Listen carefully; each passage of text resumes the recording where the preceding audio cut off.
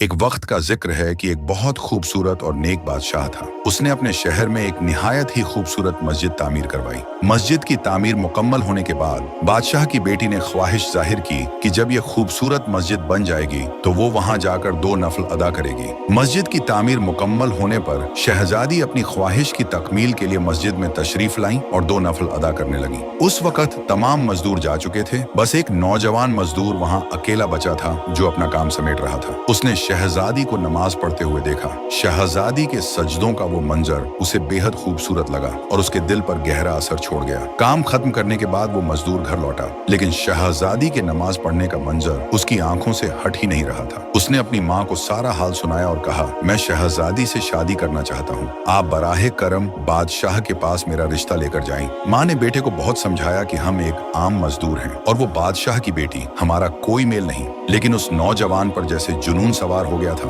وہ دن رات اسی سوچ میں غرق رہتا، نہ کھانا کھاتا نہ کام کرتا۔ اس کی حالت دن بدن بگڑتی چلی گئی، یہاں تک کہ وہ مرنے کے قریب ہو گیا۔ بیٹے کی یہ حالت دیکھ کر ماں بہت پریشان ہوئی اور مجبوراً بادشاہ کے پاس پہنچی۔ اس نے بادشاہ کو اپنے بیٹے کی ساری کہانی سنائی۔ بادشاہ نے بڑے تحمل سے اس کی بات سنی اور کہا، اگر آپ کا بیٹا 40 راتیں مسجد میں تمام لوگوں کے جانے کے بعد قیام کرے تو میں اس کی شادی اپنی بیٹی سے کر دوں گا۔ بادشاہ نے یہ بھی کہا کہ اس کی نگرانی کی جائے گی اور اگر وہ ایک رات بھی نہ آیا تو یہ رشتہ نہیں ہو پائے گا۔ ماں نے گھر آ کر بیٹے کو بادشاہ کی شرط بتائی۔ وہ نوجوان فوراً تیار ہو گیا۔ ہر رات جب سب نمازی چلے جاتے وہ مسجد میں قیام کے لیے جاتا۔ وہ اللہ کے حضور سجدے کرتا، دعائیں مانگتا اور اس کی عبادت میں کھو جاتا۔ 1 2 3 کرتے کرتے 40 راتیں گزر گئیں، لیکن نوجوان بادشاہ کے پاس نہیں گیا، بلکہ وہ کئی اور راتیں بھی مسجد میں ہی گزارتا رہا۔ جب کافی دن گزر گئے اور وہ نوجوان بادشاہ کے پاس نہیں آیا تو بادشاہ نے اسے اپنے محل میں بلوایا۔ بادشاہ نے اس سے پوچھا، کیا تم نے میری شرط پوری کی؟